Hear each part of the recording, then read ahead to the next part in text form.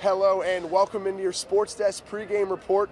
Alongside Brian Steinmetz, I'm Vince Coll. We're here right outside of Lot K where fans are rolling in for today's homecoming festivities. And you know, Brian, there's a game today, man. 12 o'clock kickoff. Uconn's going to come in today to the Lincoln Financial Field, try to play spoiler on a good day for Temple football. But you know, the past couple years, especially versus Uconn and in homecoming, it seems like the Owls have fared pretty well.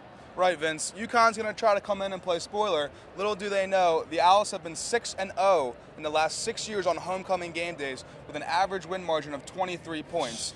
Uconn alone, the last 3 years, they're 3-0, also with a 23-point win margin. Yeah. Okay, so, and you want to look at this, we got to dive into some matchups here. Temple's offense is coming off of a crazy performance against ECU last week. 523 total yards of offense. You got Logan Marchie going for a career high in passing right when everyone was going to count him out. Right. And then you got David Hood bursting onto the scene with over 100 yards. What do you see out of this Uconn defense, and are you expecting, the same type of performance from this Owls offense today? Right, Vince. I mean, Temple offense certainly found their identity last week, going for career highs all around. Yeah. Look for the Uconn defense. Look for their two seniors in the front seven. Linebacker Junior Joseph leads the team in tackles with 45 and a sack.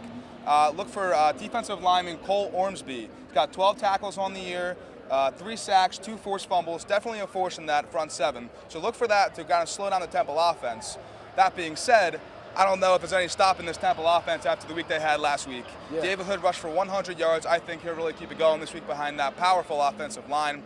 Look for Ventel Bryant to get involved. 7 catches week 2 against Villanova. Since then, only 7 catches the last 4 games. Yeah. I think Logan Marchie will certainly look to him to get him going this week against Uconn. Yeah, and Uconn defense coming off of a game where they let up 70 points to Memphis only a week ago. So if there's any time for Temple's offense to stay hot, It's right now. But let's go on the defense, though, because Temple's defense, they've kind of been up and down, but they really took care of VCU last week. Do you see any Uconn, weapons on offense that could really, give this Temple defense some problems? Certainly, Vince. Their quarterback, Bryant Sheriffs, he leads the American Conference in passing yards per game with 295 a game. So he really likes to spread the ball out to different receivers, get the ball to his running backs, his receivers. One of their running backs in the backfield, Arkel Newsom, actually leads the team in receptions with 18 and over 300 yards receiving. So definitely look for him, for the front seven for Temple defensively to shut him down coming out of the backfield. Now, that being said, Temple's front seven looks to continue their dominance. Senior Jacob Martin with 2 sacks last week. Sean Bradley, sophomore linebacker, with 9 tackles last week. Definitely look for the front seven to get into the backfield for Uconn and shut them down. Hey, there you have it.